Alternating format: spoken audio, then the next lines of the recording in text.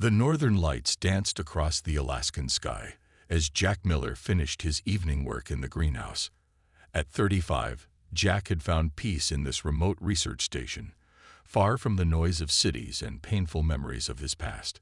His job studying Arctic plant life suited him well. Plants were simple, predictable, and never disappointed him like people did. He was about to head back to his cabin when a bright flash lit up the night sky. Something streaked across the horizon, leaving a trail of smoke before crashing with a distant boom about a mile from the station. Meteorite, Jack muttered to himself, zipping up his heavy coat. Most people would wait until morning to investigate, but Jack wasn't most people. His curiosity had always been stronger than his caution. The snow crunched under his boots as he followed the smoke trail. His flashlight beam caught something that made him stop in his tracks. This was no meteorite. Half buried in snow was a metal object about the size of a small car, its surface covered in strange markings that seemed to glow faintly. "What the hell?"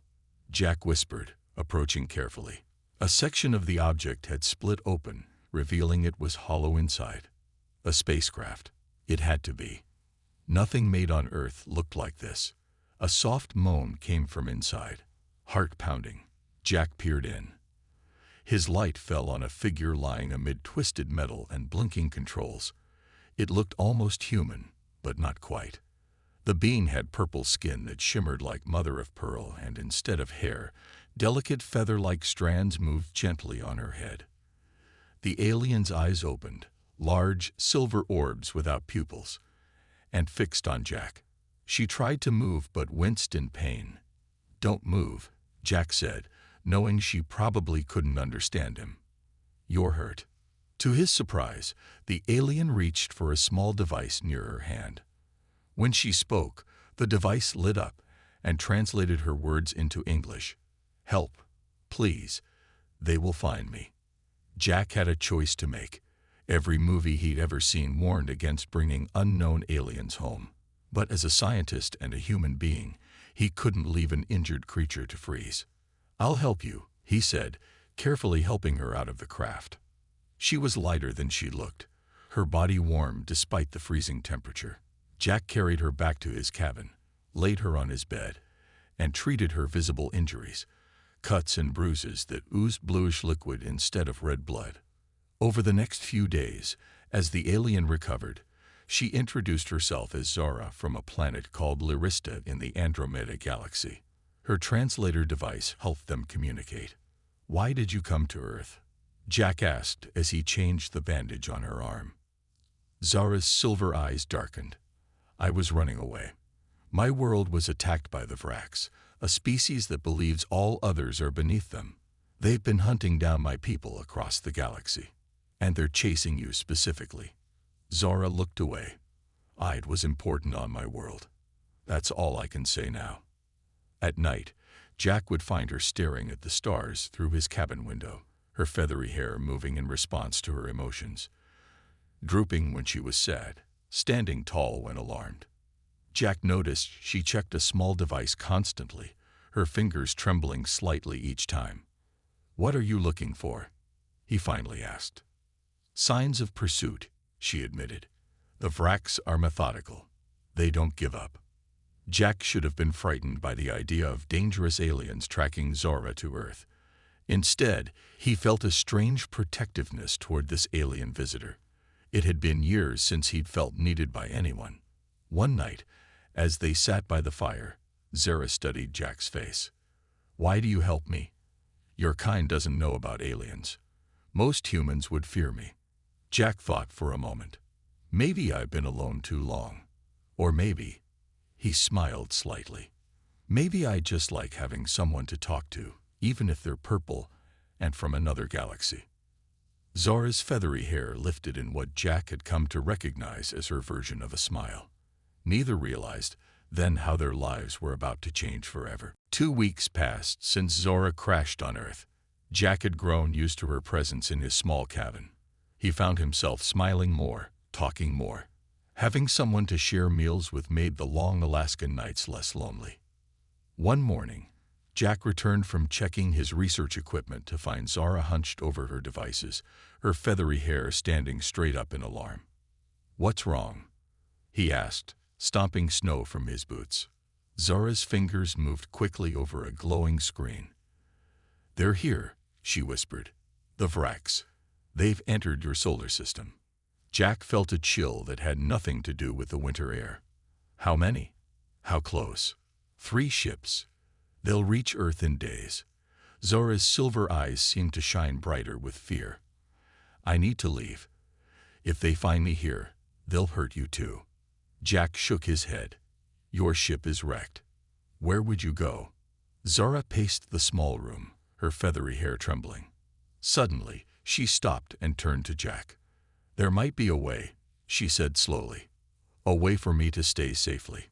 She sat down and explained that the Vraks, for all their cruelty, followed strict rules.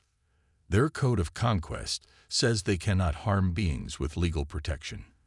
This includes marriage partners of protected species. "Marriage partners," Jack repeated, confused. Zara nodded. "Long ago, my people visited Earth secretly. We classified humans as an endangered intelligent species in the Galactic Registry. This gives humans protection." Jack rubbed his beard, trying to process what she was saying. "So if you were married to a human?" "The Vraks couldn't legally harm me," Zora finished. "They're cruel, but they follow their laws exactly.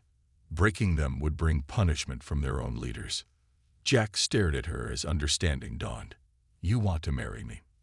Zora's feathers drooped in what Jack now recognized as embarrassment. "I know it's a lot to ask. We barely know each other, but it would just be on paper, or rather, in the Galactic Registry." She looked down at her hands. "Once the danger passes, I would leave. Your life could return to normal." Jack walked to the window, looking out at the vast Alaskan wilderness. His life had been normal for years, peaceful, predictable, and deeply lonely. "How does alien marriage work?" he asked finally. "Do we need rings or something?" Zora looked up in surprise. "You would consider it." Jack turned back to her. "I'm not saying yes yet, but I want to understand what I'd be getting into." Relief washed over Zora's face. She explained that Lyristian marriage was simple, a binding of energy signatures that her devices could record and send to the Galactic Registry. "It wouldn't change anything for you physically," she assured him. "And I promise I would leave when." "If I agree," Jack interrupted, "I have conditions." Zora nodded eagerly. "First, no promises about leaving. We'll deal with that when the time comes." Jack sat across from her. "Second, I want to know everything. Why the Vraks are after you specifically. No more secrets." Zara hesitated, then nodded. "You deserve the truth." She touched her chest. "I was a scientist on my world. I worked on technology that could stop Vraks weapons. When they attacked, I escaped with the research data. Where's this data now?" Zora smiled sadly. "Inside me. Encoded in my genetic pattern. That's why they hunt me so desperately." Jack ran a hand through his hair, overwhelmed. Yesterday his biggest concern was frost damaging his plant samples. Now he was discussing marriage to an alien while space invaders searched for her. "I need time to think," he said. That night, Jack couldn't sleep. He watched Zora standing by the window, her slight figure outlined against the northern lights. Somehow, in just 2 weeks, this strange being from another world had become important to him. "I'll do it," he said suddenly. Zora turned, her silver eyes wide. "Are you sure?" Jack wasn't sure of anything anymore, except that he couldn't send her away to die. "Yes," he said. "Let's get married." The morning after Jack agreed to marry Zora, they prepared for the Lyristian ceremony. Zora placed a small silver device on the table between them. "This will record our energy patterns and bind them," she explained. "In my culture, marriage is about energy becoming one, not just words." Jack nodded, trying to hide his nervousness. "What do I need to do?" "Place your hand on the device next to mine. Think about connection, about protection." Zora's feathery hair moved gently, showing her own anxiety. The machine does the rest. Jack placed his hand on the cool metal surface. Zara's purple fingers rested beside his, not quite touching. The device began to glow, first blue, then purple, then a color Jack had never seen before. A warm feeling spread up his arm and through his body. It wasn't painful, just strange, like being filled with light. He saw Zara close her silver eyes, her face peaceful for the first time since they'd met. After a minute, the device chimed softly. Zara opened her eyes and smiled. It's done. The registry has accepted our union. Jack felt oddly disappointed. That's it? We're married. Zara nodded. By the laws that even the Vraks must follow, yes. Before Jack could respond, a loud knocking echoed through the cabin. They froze, staring at each other in alarm. Stay here, Jack whispered, moving to the door. Outside stood 3 people in dark winter gear. 2 men and a woman, all wearing serious expressions. Jack Miller, the woman asked. She showed a government ID. I'm Agent Susan Ward. We need to speak with you about the unusual energy signatures we've detected in this area. Jack's heart raced. I'm just a botanist. I don't know anything about energy signatures. Agent Ward's eyes narrowed. Mr. Miller, we know something crashed near here 2 weeks ago. We know it wasn't from Earth. While Jack tried to think of a response, Zara appeared behind him. The agent stared at her purple skin and feathery hair with stunned expressions. Please, Zara said, don't hurt him. This is my fault. To Jack's surprise, Agent Ward recovered quickly. Ma'am, we're not here to hurt anyone. May we come in? It's freezing out here. Inside, Agent Ward revealed what Jack never expected. Earth governments had known about alien civilizations for decades. We keep it from the public to prevent panic, she explained. We have observers in the galactic community, though our status is limited. Then you know about the Vraks? Zara asked urgently. The agents exchanged worried looks. We've been monitoring their expansion, Agent Ward confirmed. Our deep space monitors detected their ships entering our system yesterday. That's why we're here. Jack took Zara's hand. We just got married, by her planet's laws. It protects her from the Vraks. Agent Ward raised an eyebrow. Married? Well, that's a new approach to interstellar relations. She turned to Zara. Will it work? It should, Zara said. But the Vraks might demand proof the marriage is real. Agent Ward stood, decision made. We need to get you both to a secure facility. If the Vraks are coming, this is bigger than just one alien refugee. This could be first contact for Earth, officially, at least. As they packed essential items, a loud humming filled the air. The cabin's windows rattled. Outside, the sky darkened as something massive blocked the sun. They're here, Zara whispered, her feathers standing straight up in fear. The Vraks found me faster than I thought. Agent Ward grabbed her radio. Headquarters, we have a situation. The visitors have arrived, requesting immediate extraction. Jack looked at Zara, suddenly realizing how much had changed in just 2 weeks. He'd gone from a lonely botanist to a man married to an alien, about to face an interstellar threat. Zara's fingers tightened around his. I'm sorry I brought this to your doorstep. Jack squeezed her hand back. Don't be. For the first time in years, I feel alive. The ground shook as something enormous descended from the clouds. A black helicopter landed in the clearing near Jack's cabin.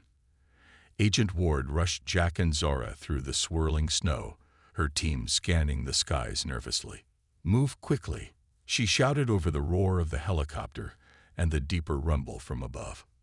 Once inside, the helicopter lifted off, banking sharply away from the massive shadow descending through the clouds. Jack looked out the window and gasped. The Vraks ship was larger than anything he had imagined, a dark metal structure that seemed to swallow the sky. That's their scout ship, Zora said, her voice trembling. Their war vessels are 10 times larger. Agent Ward spoke rapidly into her headset as the helicopter raced south. We're taking you to a bunker in Colorado. she told them. It's designed to withstand, well, not alien invasion specifically, but it's the best we've got. 6 hours and 3 transport changes later, Jack and Zara found themselves deep underground in a facility bustling with military personnel and scientists. Large screens showed the Vrax ship now hovering over the Arctic Circle, smaller craft breaking off and circling the area. "They're looking for me," Zara whispered, her feathers drooping in guilt. A stern-faced man in a general's uniform approached them. "I'm General Carter. We've tried communicating with the alien vessel, but they're ignoring us. They won't talk to anyone they consider beneath them," Zara explained. "In their eyes, Earth is primitive." The general frowned. "Our jets attempted to intercept one of their smaller craft. It disabled our aircraft without destroying them. A warning." Before anyone could respond, the largest screen flickered and changed. A face appeared, gray-skinned with ridges instead of hair, eyes glowing red. When it spoke, its mouth didn't match the words, suggesting some kind of translation system. "People of Earth, I am General Draz of the Vrax Dominion. We seek a fugitive from justice hiding on your world. Surrender the Laristian female, and we will depart peacefully. Refuse, and we will take appropriate measures." The room fell silent. General Carter stepped forward. "This is General Carter of Earth. We are a sovereign planet. We do not surrender visitors without cause." The Vrax general's red eyes narrowed. "The female possesses stolen information vital to Vrax security. Her surrender is non-negotiable." Jack felt Zara trembling beside him. He stepped forward. "The woman you seek is my wife, under galactic law. She has protection status." General Draz paused, his expression changing slightly. "A human claiming marriage to a Laristian. This requires verification." His eyes shifted to Zara. "If this is a deception, both you and your human protector will face severe consequences." Agent Ward moved closer to Jack. "What does verification mean?" she whispered. "I don't know," Jack admitted. The Vrax general continued. "We will dispatch a diplomatic vessel to your coordinates. Prepare to receive our verification team. They will determine if this marriage claim is valid." The screen went dark. General Carter turned to Jack and Zara. "Can someone explain what just happened?" Zara stepped forward. "The Vrax follow their own laws strictly. If our marriage is verified as genuine, they cannot legally harm me or Jack." "And if it's not verified?" Agent Ward asked. Zara's silver eyes darkened. "Then they can claim I attempted deception, which carries a death sentence, and they could sanction Earth for harboring me." The general cursed. "So our planet's safety now depends on proving you two are actually in love. A marriage that happened yesterday." Jack took Zara's hand. "We'll convince them." A scientist hurried into the room. "Sir, the Vrax have sent their terms for verification. They're insisting on 3 tests to prove the marriage is genuine." Everyone looked at Jack and Zara. The fate of an alien refugee, and possibly Earth itself, now rested on their ability to prove their hasty marriage was real. Jack felt the weight of responsibility settle on his shoulders, but looking at Zara, he knew he couldn't back down now. "What kind of tests?" he asked. Jack and Zara sat in a small room within the underground facility, trying to prepare for the Vrax tests. A timer on the wall counted down the hours until the alien verification team would arrive. "Tell me everything about your planet," Jack said. "Your family, your favorite foods, anything they might ask." Zara's feathery hair moved anxiously as she shared details of her life on Larista. The 3 moons that lit the night sky, the floating cities, her work as a scientist developing clean energy technology. "My turn," she said. "Tell me about your life before Alaska." Jack hesitated, then spoke of growing up in Ohio, his love of plants that led him to become a botanist, and finally, the painful loss of his wife Lely to cancer 5 years ago. "That's why I moved to Alaska," he finished quietly. "To be alone." Zara touched his hand gently. "I'm sorry I ended your solitude." "I'm not," Jack said, surprising himself with how true it felt. Agent Ward entered the room, interrupting their moment. The Vrax envoy has arrived. They've explained the 3 tests. The first test required Jack and Zara to answer questions about each other separately. The Vrax believed true partners would know intimate details about each other's lives. In a cold metal room, a Vrax official with gray skin and glowing red eyes sat across from Jack. The alien's voice came through a translator device. "What is your mate's favorite color spectrum?" Jack thought of how Zara always stopped to watch the sunset. "Orange-red, like your Earth sun setting." "Correct," the Vrax said flatly. "What scientific field did she study?" "Energy technology," Jack answered. "Specifically, clean energy systems." The questions continued for an hour. Jack got most right, stumbling only on a few details about Lyristian culture he couldn't possibly know. Meanwhile, Zara faced similar questioning. When asked why Jack moved to Alaska, she answered, "To heal from losing his wife. He needed solitude." When they reunited, Agent Ward nodded approvingly. "You both passed the first test." "Barely." The second test was more challenging, proving biological compatibility. The Vrax argued that true mates would need to be physically compatible. Dr. Lewis, Earth's leading xenobiologist, worked through the night analyzing Zora's biology. By morning, she had her answer. "Their basic cellular structures are different," she told the Vrax official. "But there's an unexpected similarity in their neurochemistry. Both species use similar compounds for emotional bonding." The Vrax seemed unimpressed, but moved on to the final test, the most difficult one. "We will measure your neurological and hormonal responses when you interact," the Vrax official explained coldly. True mates show specific patterns of brain activity in each other's presence. Jack and Zara were connected to machines that monitored their bodies' responses. The electrodes on their heads tracked brain activity. "Now," the Vrax said, "look at each other and think about your feelings." Jack looked into Zora's silver eyes. He thought about how brave she was, fleeing across the galaxy to save her people's technology. He admired her intelligence, her determination, her gentleness. Without planning to, he reached for her hand. The Vrax machines beeped rapidly. "Interesting," the Vrax official said, studying the readings. "There are genuine responses." While the tests continued, Agent Ward pulled Dr. Lewis aside in the hallway. "I found something in the Vrax communications we intercepted," she said quietly. "They're not just after Zara because of her research. The technology she carries could completely neutralize Vrax weapon systems. That's why they're hunting her so desperately." Dr. Lewis looked alarmed.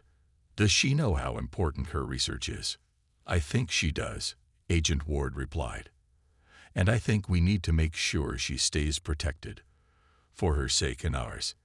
Inside the testing room, the Vrax official was reaching a conclusion about Jack and Zara's relationship. The Vrax official studied the test results for a long time. Finally, he looked up at Jack and Zara. "Your responses showed genuine connection," he said, his red eyes glowing. "However, verification is only part of the process." General Draz entered the room, his tall gray form making everyone step back. "Under galactic law," Draz announced, "newly married couples from different species must be monitored. You will both be relocated to a Vrax station for 5 Earth years." "Both of us?" Jack asked in shock. "I'm not leaving Earth." "The law is clear," Draz said coldly. "The marriage must be observed to ensure it remains valid. If you refuse, it proves the marriage was a deception." Agent Ward stepped forward. "This is kidnapping. Earth does not allow its citizens to be taken against their will." Draz turned his red eyes to her. "Earth has no standing in galactic matters. Your planet is classified as developing. You have no say." The room fell silent. Jack looked at Zara, whose feathery hair was completely flat against her head in fear. "There must be another option," Jack insisted. "There is not," Draz said.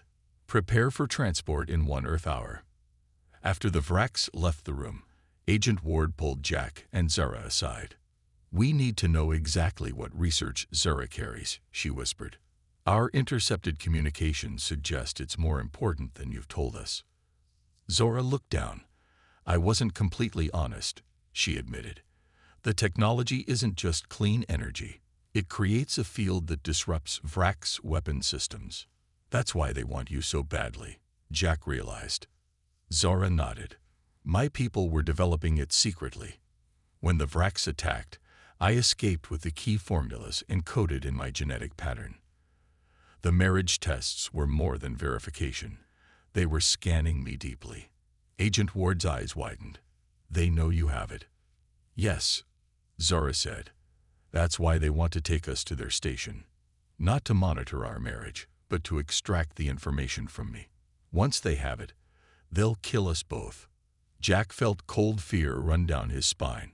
We need a plan. Dr. Lewis rushed into the room. I think we have one, she said excitedly. We've been analyzing the data from Zora's ship. Some of our scientists think we can create a prototype of her technology. In an hour, Jack asked incredulously. A very basic version, Dr. Lewis said, but maybe enough to prove it works. General Carter joined them. We've also been recording all Vrak's communications and interactions. Agent Ward suggested we broadcast everything to the Galactic Council, exposing their violation of treaties by entering Earth's space with military vessels. Zora's feathers lifted in hope.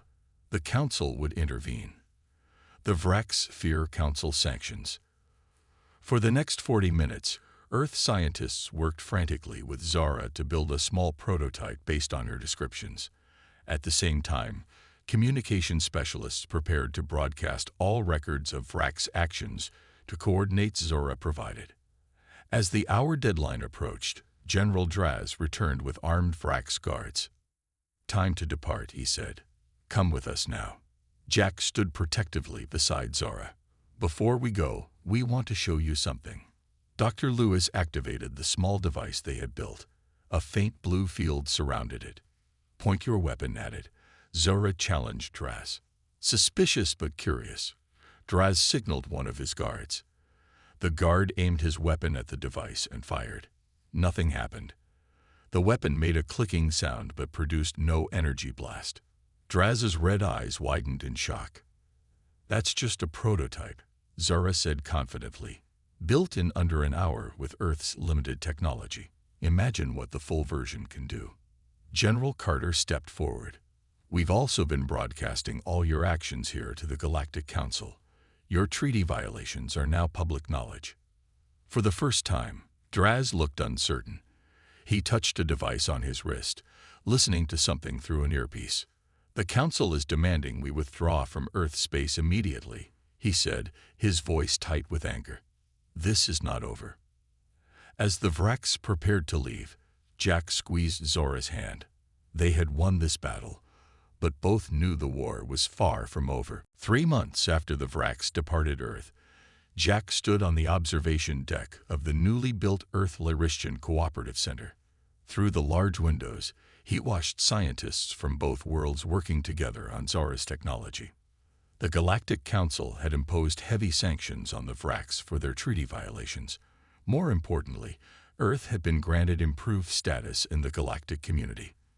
No longer classified as merely developing, humans were now recognized as valuable allies. There you are, Zora said, joining him at the window. Her feathery hair moved gently in happiness when she saw him. The council representatives want to meet with us again. Jack smiled. So much had changed in such a short time. After the Vraks left, he and Zora had expected to go their separate ways. Their marriage had served its purpose, saving her from immediate danger. But something unexpected had happened during those tense days. I've been thinking, Jack said, taking her purple hand in his, about what happens next. Zora's silver eyes studied his face. I received a message from the Larishan survivors. They're gathering on Proxima B to rebuild our society. They want me to join them. Jack nodded. He had known this day would come. When do you leave? That depends, Zora said softly, on what you want. They walked together to a large hangar where a sleek ship stood ready. It was smaller than the Vrax vessels, but beautiful, with curved lines and shimmering surfaces. "The Council granted us this ship as thanks for exposing Vrax aggression," Zorat explained. "It can take me to my people, or it can take us wherever we want to go." Jack stopped, surprised. "Us?" Zara turned to face him. "Our marriage was for protection at first, but I think we both know it's become something more." Her feathery hair trembled slightly. "I care for you, Jack, more than I expected to. But I understand if you want to stay on Earth." Jack thought about his life before Zara crashed into it. The quiet cabin, the peaceful but lonely days studying plants. Then he thought about the last 3 months, the excitement of learning about new worlds, the purpose he felt helping Earth prepare for its place in the galaxy, and most of all, the growing connection with the brave alien woman who now stood before him. "I have 3 options," he said finally. "I could go back to Alaska and pretend none of this happened. I could stay here at the center and help Earth prepare for the future. Or I could go with you." Zara waited, her silver eyes hopeful but patient. "My life was safe before you arrived," Jack continued, "but it wasn't really living, just existing." He squeezed her hand. "I want to go with you." Joy made Zora's feathery hair stand tall and shimmer with light. "Are you sure? It won't be easy. The Vrax still want my research. We'll face dangers." "I'm sure," Jack said firmly. "We're stronger together." A week later, they stood on the ship's bridge, preparing for departure. Earth's representatives and the Galactic Council members had gathered to see them off. "You'll be our first official ambassador to the stars," General Carter told Jack, shaking his hand. Agent Ward stepped forward. "Keep in touch. Earth will need your guidance as we join the galactic community." Jack looked at Zara, who was entering coordinates into the ship's navigation system. Their marriage had begun as a desperate plea for protection, but had grown into something neither of them had expected. "Ready?" Zara asked, holding out her hand to him. Jack took her hand and nodded. "Ready." As their ship rose through Earth's atmosphere, Jack watched his home planet grow smaller below them. He didn't know exactly what the future held, but for the first time in years, he was excited to find out. "Where to first?" he asked. Zara smiled, her silver eyes reflecting the stars that stretched endlessly before them. "Everywhere."